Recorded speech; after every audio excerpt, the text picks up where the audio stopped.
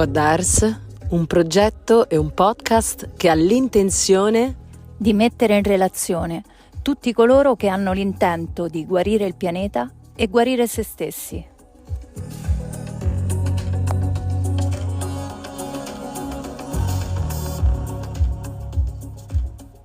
Eccoci, ben trovati, siamo sempre qui su Goddars, il podcast che cura l'anima del mondo e ci cura. E siamo qui con una nuova ospite, Natalie Ratti Gomez, che è un'attrice bravissima. Ciao Natalie! Ciao Giulia, come stai? Io bene, tu? Bene, grazie per avermi qui. Tu Natalie, che sei un'attrice comunque da tantissimi anni e diciamo lavori poi a livello anche internazionale, un po' dappertutto perché conosci moltissime lingue, eccetera, eccetera. Quindi conoscerai anche, avrai insomma vissuto situazioni anche di forte stress per prepararti, eccetera, eccetera.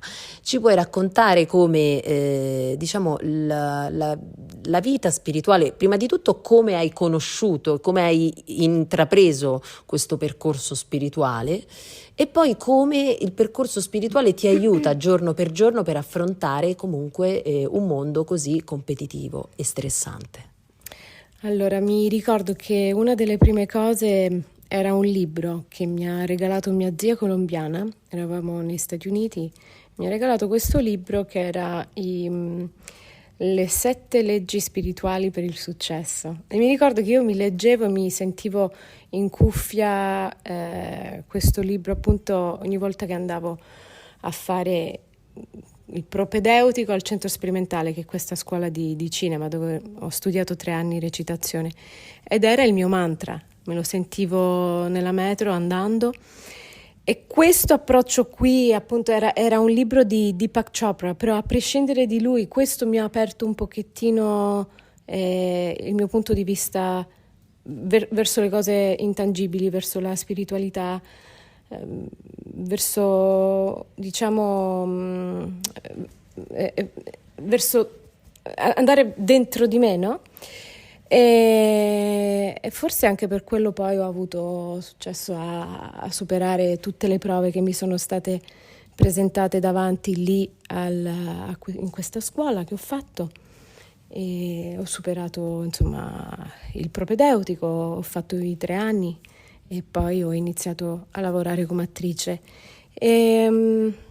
Posso dirti la verità, c'erano momenti in cui io queste cose diciamo introdotte nella mia vita le dimenticavo e spesso continuo a volte a dimenticarle, però quando sento questa cosa non vedo l'ora di fare qualcosa che mi riporta in quella dimensione lì.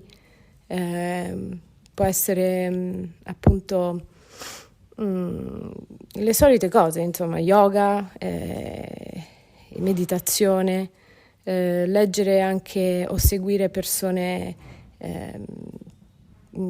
informate su questi aspetti più intangibili, più spirituali, restare curiosa sempre, conoscere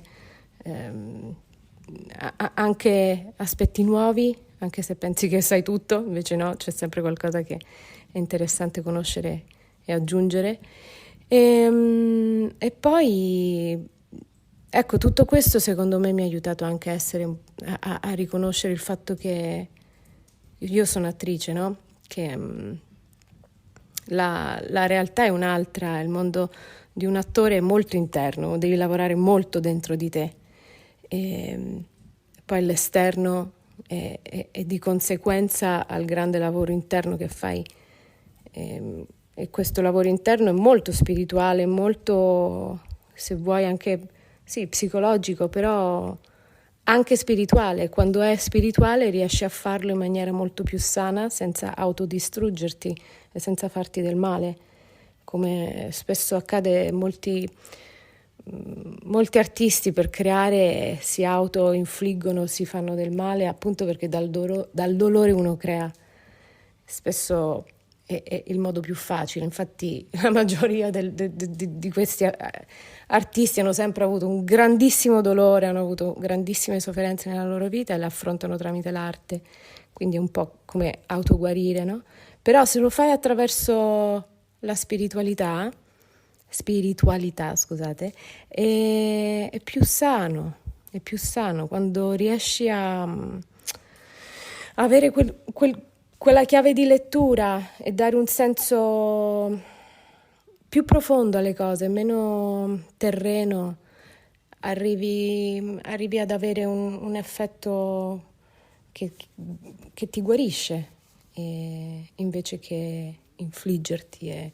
Per esempio, per fare una scena che io ultimamente ho lavorato con un coach, no? Un coach americano che ha fatto vincere Oscar a un sacco di attori ed ero molto molto entusiasta di lavorare insieme a lei e il suo approccio mi ha guarda caso, io che sono aperta, no? In questa maniera spirituale, guarda caso nella scena in cui dovevo lavorare il suo approccio era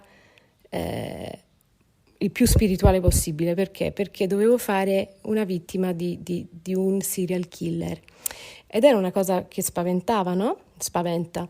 Però diceva, se lo approcciamo a livello energetico è molto efficace e non ti fai del male. Cioè tu vittima non te la vivi come vittima, te la vivi come vincente, e il personaggio del killer non se la vive come io sto facendo una cosa cattiva, te la vivi facendo una cosa buona per te, cioè che ammazzi l'energia di qualcosa che ti ha fatto del male. E io invece dalla parte della vittima della storia, no? Di quella che veniva ammazzata, ero non vittima assolutamente, perché quello era non è l'obiettivo sentirsi vittima, l'obiettivo era sentirsi vincente nel ammazzare dentro di me una cosa spirituale che mi ha causato una persona. Per esempio, se una persona mi ha fatto sentire abbandonata, era ammazzare quel sentimento di abbandono, quel dolore lì. Quindi era vincere e contro questo dolore, invece che essere ammazzati e semplicemente essere vittima, no? Wow, potente, quindi proprio Molto. trasformativo anche per qualsiasi altra persona, cioè alla fine è come immaginare che un certo tipo di evento che ci è capitato nella vita, ritrasformare la narrazione in un altro modo e quindi non sentirsi vittima, metti caso, Sì. di un evento che magari ti è avvenuto, in questo modo in realtà cambia tutto, no? Cioè in realtà potrebbe essere anche un metodo per curare una persona che magari non è nemmeno attrice, cioè una metodologia potrebbe Assolutamente, essere. molto healing, è molto ti cura questa cosa, perché cambi punto di vista, perché ovviamente nessuno vuole essere né la vittima né il carnefice nella vita, no? Tutti vogliamo essere delle persone buone e quindi fare delle scene così impegnative dove devi fare un personaggio del genere, ti viene automaticamente il freno di giudicarti, no, ma che sto facendo, no? Non lo farei mai nella vita, come lo faccio adesso sulla scena, come lo faccio in maniera vera, e sostituisci alcune cose, invece di dire, oh, io sono la persona cattiva e devo fare del male all'altro, invece stai fingendo, però in realtà dentro di te stai lavorando una cosa dentro di te, poi tutto quello che accade in scena è il risultato, e quindi il lavoro dentro era appunto di ammazzare il sentimento Wow. creato da Certo. quella persona che ti ha fatto soffrire, ti ha fatto sentire abbandonato. Ammazzi quell'energia, non ammazzi quella persona che ti ha fatto del male, ammazzi l'energia che ti ha fatto sentire quella persona. Pazzesco, cioè proprio come nella vita, uno dovrebbe fare questo esercizio sempre. Sì, secondo me sì. Beh, pazzesco, veramente, cioè proprio il palco come la vita, ecco, magari ti si manifestano poi delle parti da vivere a te come attrice, perché magari sono degli eventi che devi provare proprio per curarti poi. Sì, allora un'altra coincidenza, scusate, un'altra coincidenza pazzesca, molto spirituale, ecco, che vi devo raccontare. Allora, adesso sto facendo un film che si chiama Sangue d'oro. E si suppone che io sono la protagonista che ha questo sangue d'oro. Che cos'è il sangue d'oro? Se andate a vedere su Google, è un modo, in maniera molto breve, di chiamare il sangue RH negativo, che sarebbe il sangue che dà a tutti, che può dare sangue a tutti per aiutare a guarire a tutti, no? Però non può ricevere solo da un RH negativo. E tu, Giulia, sei RH negativo? Sì, io sono proprio RH negativo. Vedi le coincidenze, le sincronicità, vai. Esatto. Allora, questo personaggio ha l'RH negativo e in questa storia viene presa come cavia da un scienziato molto fuori di sé che vuole fare dei esperimenti. Insomma, io mi sono ricordata che mia madre aveva il sangue RH negativo. Mia madre è venuta a mancare 2 anni fa. Quindi, in un certo modo, questa coincidenza per me è significativa, perché è come se in qualche modo energeticamente mi si dà l'opportunità di conoscere mia madre ancora di più, in profondità, in maniera spirituale, perché sto facendo qualcosa che è per coincidenza io in questo film avrei il sangue di mia madre, è RH negativo. Pazzesco. E io sono A positivo, non ha niente a che fare, però non mi fa impressione questa cosa, mi crea una curiosità e mi crea un motivo in più per fare il mio lavoro in maniera con un approccio spirituale e piena di passione. Wow, ma che bello questo esempio che ci hai raccontato.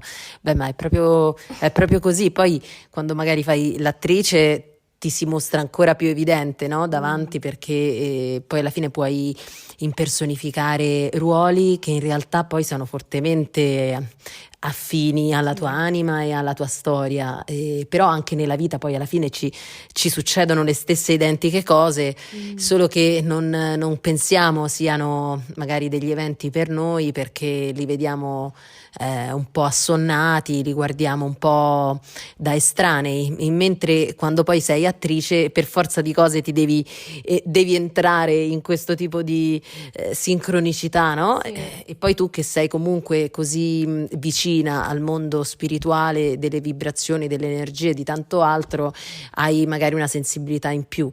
E poi so che tra l'altro, tra le varie tecniche che diciamo frequenti, di tecniche appunto di conoscenza dell'altro, della propria anima e di spiritualità, so che fai costellazioni familiari, vero Natalie?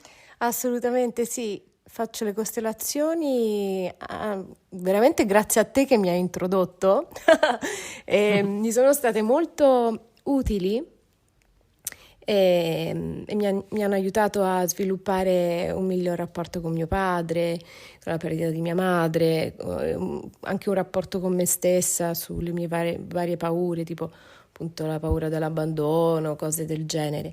E lì sì, è come fare una scena in cui diciamo ti senti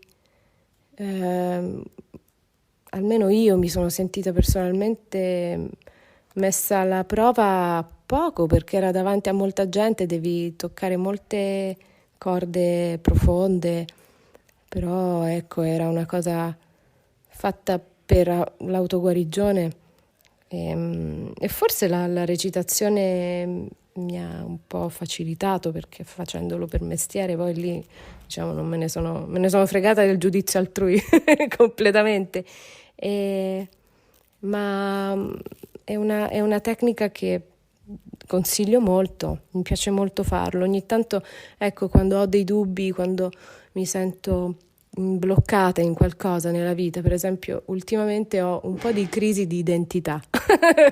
Beh, ci credo, con tutti i ruoli che farai al cinema, a un certo punto non sai nemmeno più chi sei, però dai, dici come fai a, diciamo, portare avanti la tua, anzi poi tra virgolette, portare avanti l'identità. Noi siamo contro Tu l'identità. sei contro? Beh, Allora, sì, dai, l'identità alla fine, no? a La dirti dissoluzione la verità, dell'ego. la crisi di identità non sta avvenendo perché sto facendo l'attrice, sta avvenendo piuttosto perché io sono con varie nazioni dentro di me, no?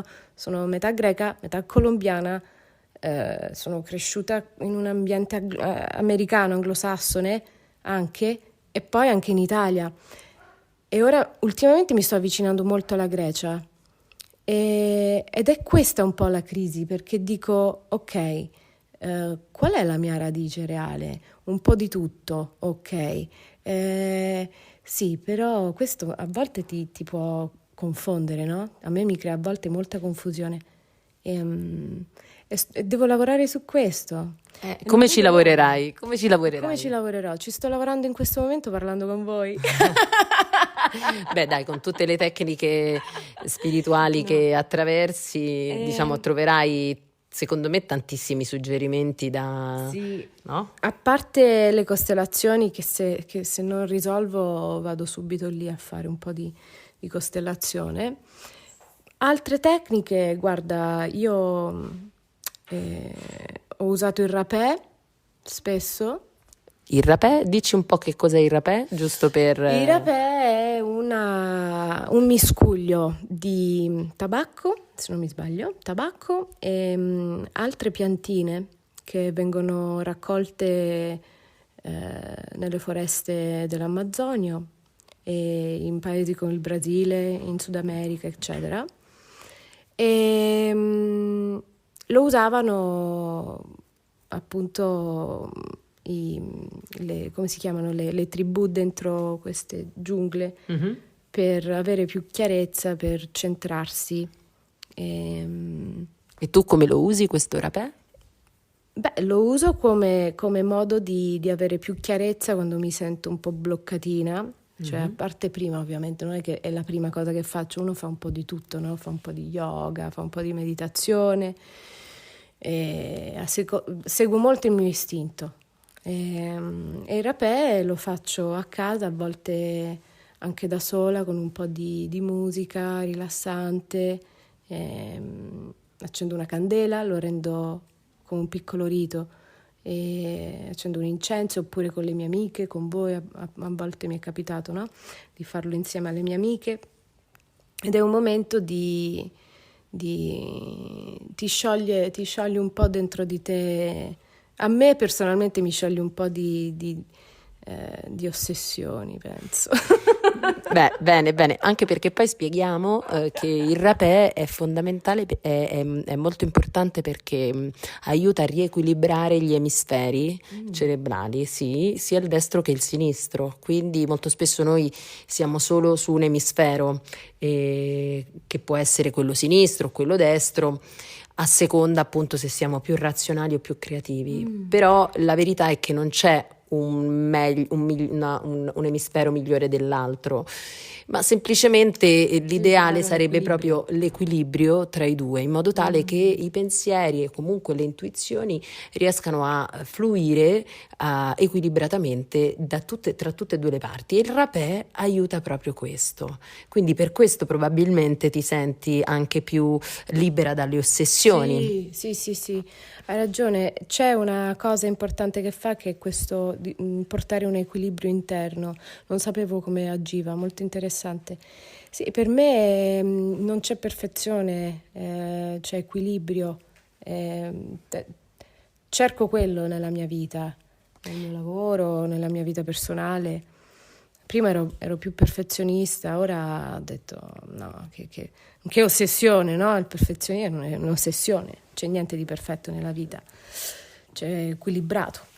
Bene, interessantissimo. E poi tra l'altro interessante anche che comunque ci metti del rituale, perché poi fondamentalmente nella guarigione c'è sempre un aspetto di rituale, di ringraziamento perché un evento si è manifestato e che è sempre la porta per una grande trasformazione. Per te, per te a volte è stato proprio, no, il modo per poter vedere qualcosa di più, che poi sappiamo che tu pochi anni fa hai avuto un grande lutto, no? Sì. Tu come hai affrontato questo lutto di tua mamma? Allora, prima di tutto sei stata tu a dirmi fai un po' di costellazioni, vedrai che ti aiuteranno.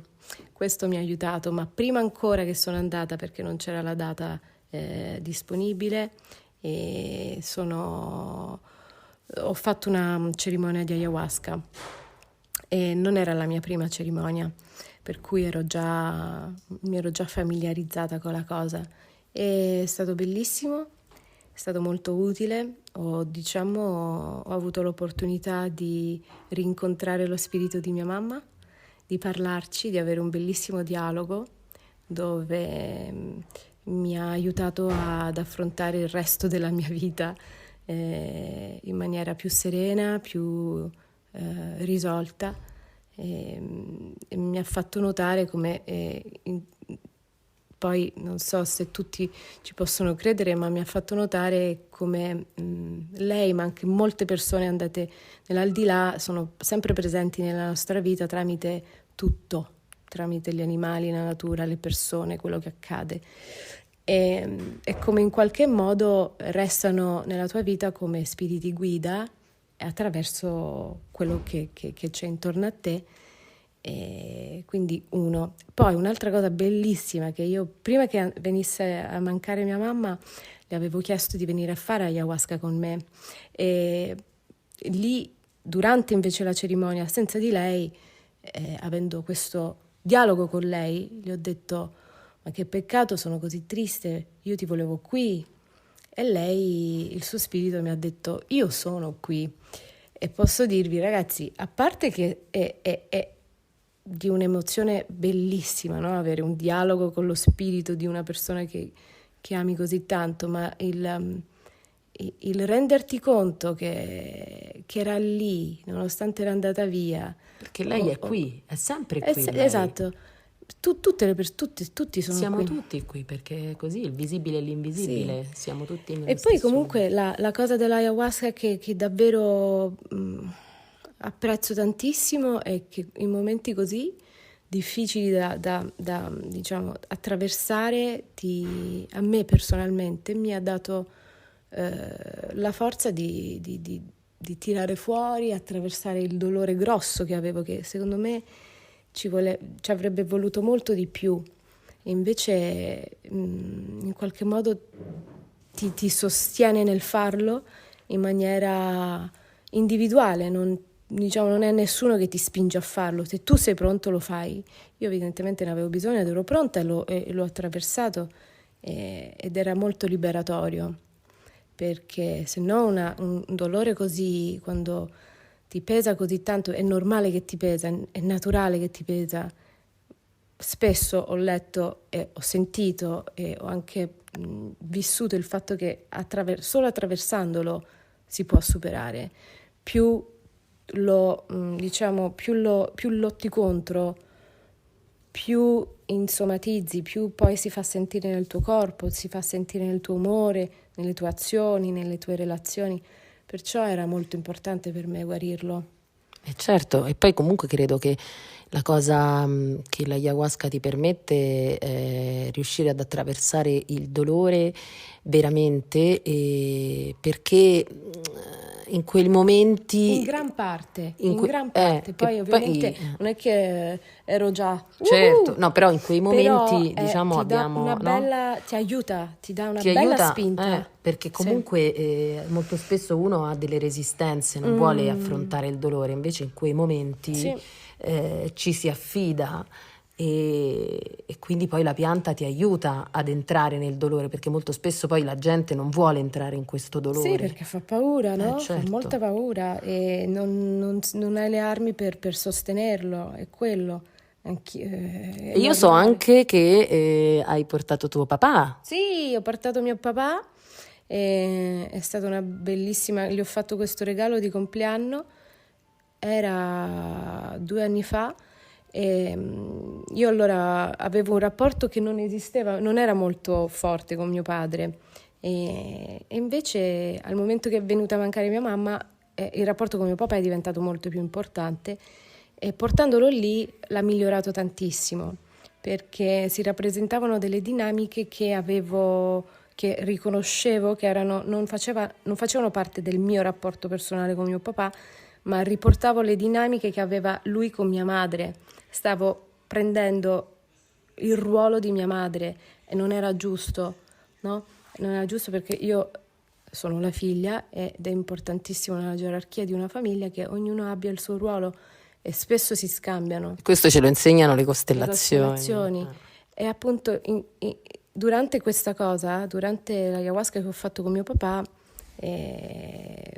diciamo che lui ha fatto un suo percorso che allora in maniera proprio tangibile non ha più avuto bisogno di mettersi gli occhiali per guidare. Wow. 1, 2,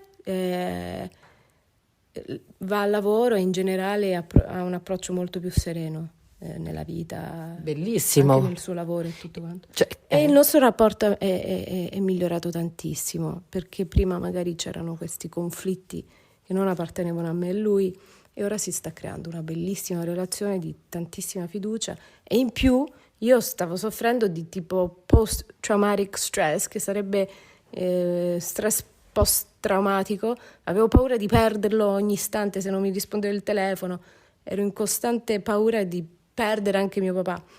E invece dopo questa sezione di ayahuasca è successa una cosa particolare. Lui a un certo punto si è alzato e se n'è andato. Dico, dove va?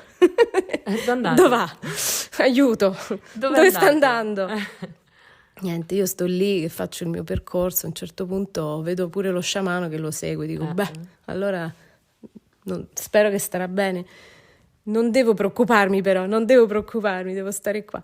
Quindi niente, a quel punto si rappresenta mia mamma, il spirito di mia mamma, e mi dice, ma lui deve fare il suo percorso, non ti preoccupare, Wow, vedrai che sta bene, non morirà, il suo nome è Attanasio, vuol dire immortale, stai tranquilla. Delle cose incredibili. A un certo punto dico, no, però io volevo andare a vedere che cosa succede. E dice, vai!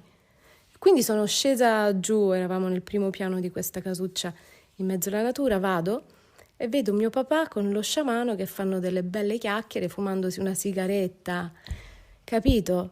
Stava benissimo. Vedi, la paura in realtà non la dovevi avere. Non la dovevo avere, dovevo anche io, incredula in molte cose, sempre un po' così, sono andata a vedere e aveva ragione lo spirito di mia mamma, stava benissimo, deve fare il suo percorso, stai tranquilla.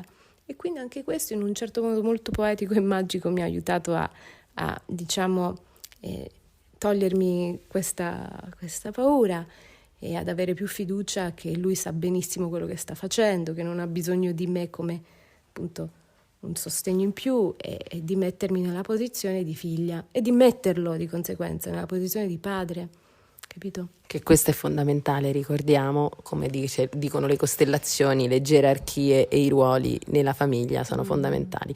Detto questo, noi, Natalie, alla fine di ogni intervista chiediamo ai nostri ospiti 3 parole, così di getto, che sono un po' il mantra della tua vita. Vai. Equilibrio, ecco sì, l'equilibrio mi piace tantissimo. Equilibrio. Equilibrio, amore e fede. Wow, bellissimo, bellissimo che abbiamo chiuso con fede, che è la prima cosa, perché se non ci affidiamo niente ci potrà guarire. E noi che siamo il podcast che ci cura e cura il mondo, crediamo fortemente nella fede. Quindi ci fidiamo di voi spettatori e del vostro giudizio, della vostra, diciamo, e dei vostri interessi, e speriamo che anche Goddars vi piaccia. Raccontateci e scriveteci se volete altre informazioni o altre tipologie di interviste. Ciao a tutti!